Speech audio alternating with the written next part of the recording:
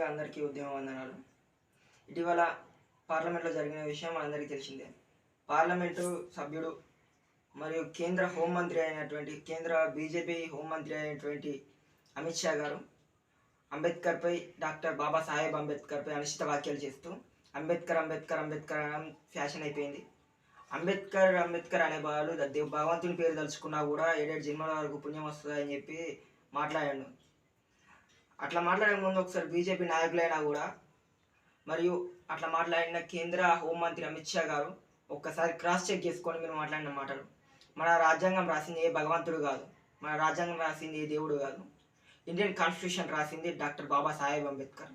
395 articles, 22 parts and 8 షెడ్యూల్స్తో 2 సంవత్సరాల 11 నెలల 18 రోజులు కష్టపడి భారత రాజ్యాంగం రాయడం జరిగింది. భారత రాజ్యాంగాన్ని పూర్తి బాధ్యత తీసుకొని ఆయన ఎన్నో ఆర్టికల్స్ భారత ప్రజల కోసం రాయడం జరిగింది.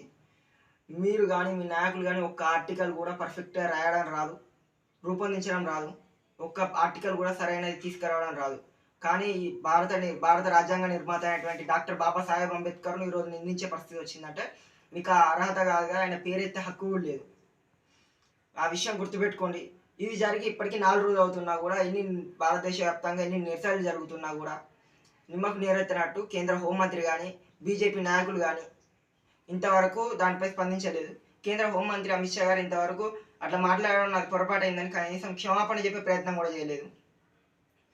దానికి తోడు ప్రధానమంత్రి గారు దాన్ని సమర్థిస్తూ ట్వీట్ చేయడం సిగ్గుచేటు.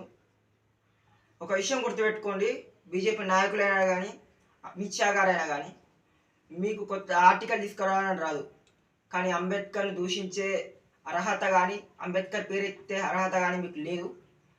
Democratic students association Mulugu committee ద్వారా మరియు రాష్ట్ర కమిటీ ద్వారా బేషరతుగా బీజేపీ నాయకులు మరియు ఆ వ్యాఖ్యలు చేసినటువంటి అమిత్ షా గారు, కేంద్ర హోంమంత్రి అమిత్ షా గారు వెంటనే ప్రెస్ మీట్ పెట్టి ఆ వ్యాఖ్యలు చేయడం నాది సబబు కాదు, ఆ వ్యాఖ్యలు చేసినందుకు నేను క్షమాపణ చెప్తున్నానని బేషరతుగా క్షమాపణ చెప్పాలని చెప్పి డెమోక్రాటిక్ స్టూడెంట్స్ అసోసియేషన్ ద్వారా మేము డిమాండ్ చేస్తున్నాం. నా పేరు శరత్ కుమార్, ములుగు జిల్లా కన్వీనర్. అదే